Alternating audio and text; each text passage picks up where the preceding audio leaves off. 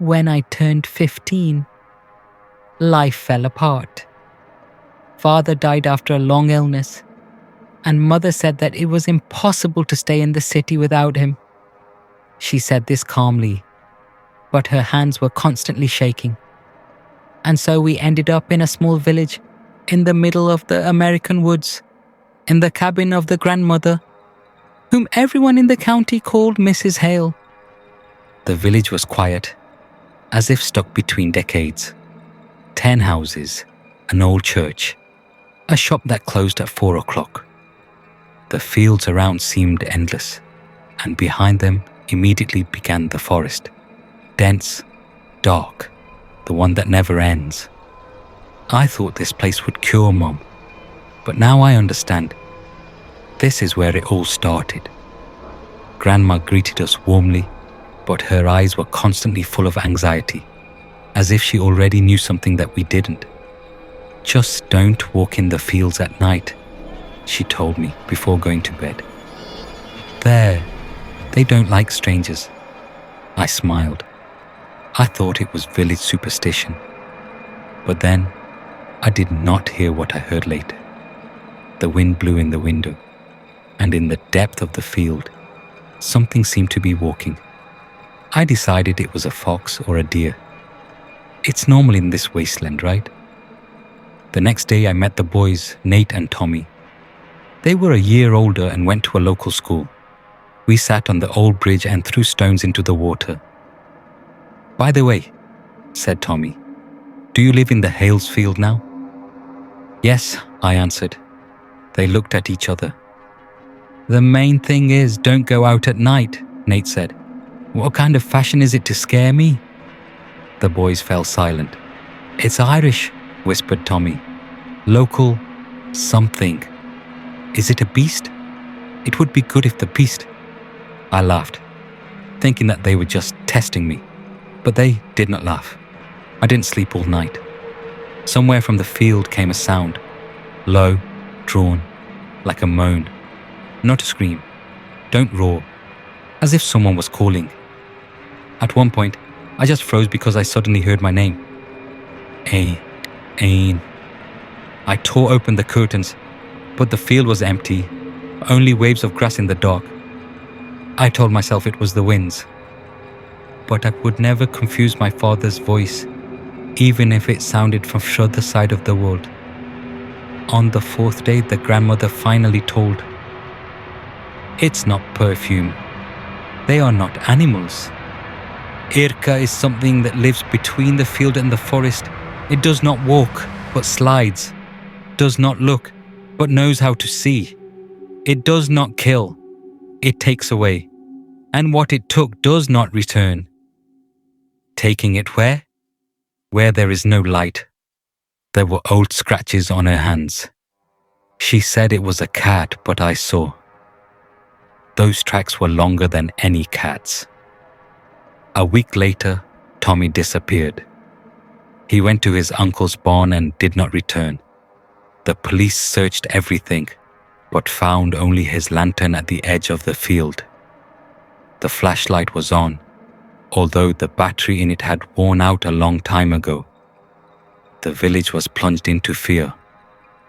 People did not go outside after 9 o'clock. The windows were covered. Irka walked at night. It was heard. A sound like a whisper drifted across the field. Hundreds of voices, barely audible, as if they were speaking from underground.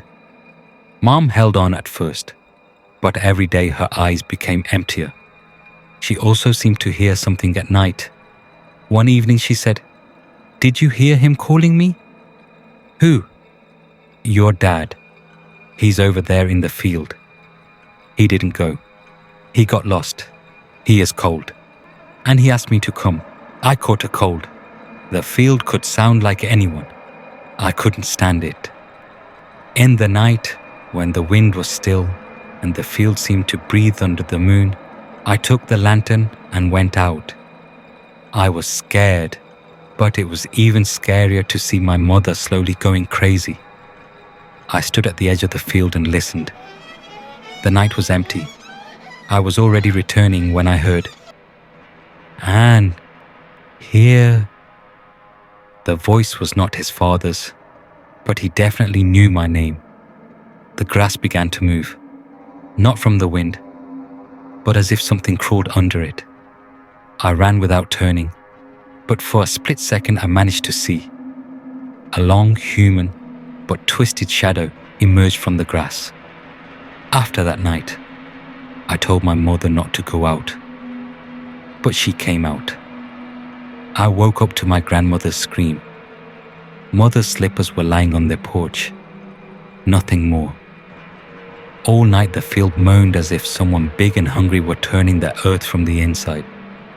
Then I thought I saw my mother in the grass, but it was only a shadow. Or Irka already carried it inside her. In 2 weeks, the village looked dead. People either left or disappeared. Grandma asked me to stay close. I heard something walking in the field in the evenings. Not one, many. Sometimes the laughter of a child, sometimes the heavy steps of an adult. Sometimes I could hear my mother's voice. But I knew it was only a mask. One night, the grandmother confessed, "Irka comes every few years. It is older than us, the land, the state. Your great-grandfather and great-grandmother died the same way. And your father, he didn't just die." "What are you saying?" He also heard the field. It was calling him. It took away a part of his soul, and the only thing left for his body was to die. I couldn't believe it, but her eyes did not lie. That night, I heard footsteps outside the window. Slow, heavy. They stopped so close I could feel my breath. And then, "Anne, it's me. Open." Mother's voice. But Mother could no longer speak. I knew the window seemed to slide inward. The plywood cracked. The shadow passed along the house. I sat motionless, covered with a blanket like a child. But the fear was such that I could not even cry. My grandmother used to wake me up until dawn. She said that Irka does not come out during the day. But one evening she did not come. I found the kitchen door wide open.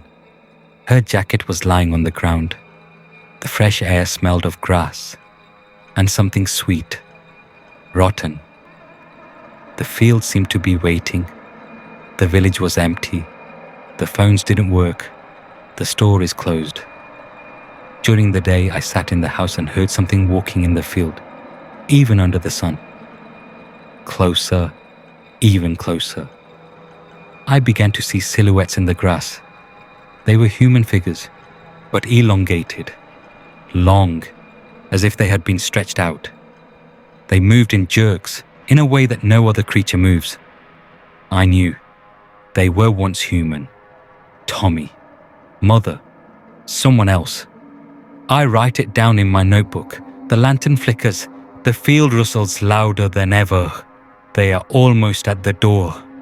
I hear something stroking the wall outside with long, bony fingers.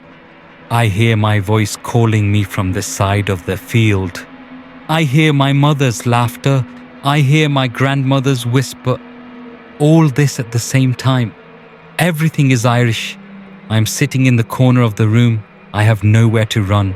There is no light, no people, no way back. Irka does not kill quickly. It is waiting, calling, stroking, breathing nearby.